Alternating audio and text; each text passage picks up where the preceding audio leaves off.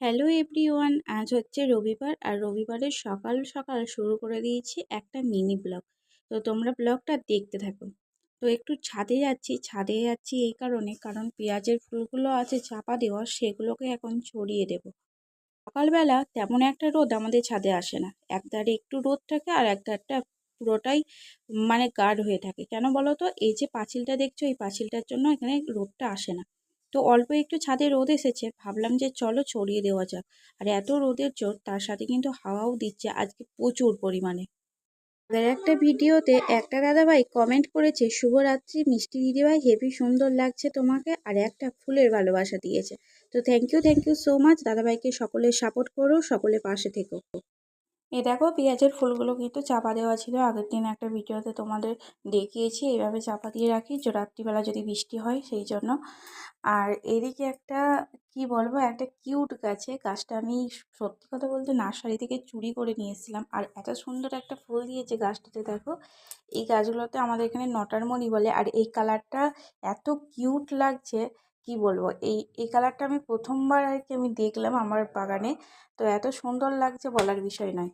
Nursery থেকে যখন এক গাদা গাছ এনেছিলাম, তখন কাকুকে বলেছিলাম একটা গাছ দাও, এখান থেকে একটা ছোট্ট ডাল আমি নিয়ে এসেছিলাম। আর আজকে দেখো, ডালটা অনেক কমাস পরে এই সুন্দর ফুল দিয়েছে। কি সুন্দর লাগছে দেখো ফুলটা। এটা তো 9টার সময় ঠিক ফোটে, আবার রোদের জোর হতে হতে ঠিক মুইড়ে যায়। কিন্তু ফুলটা দেখতে খুব সুন্দর, একবার দেখো।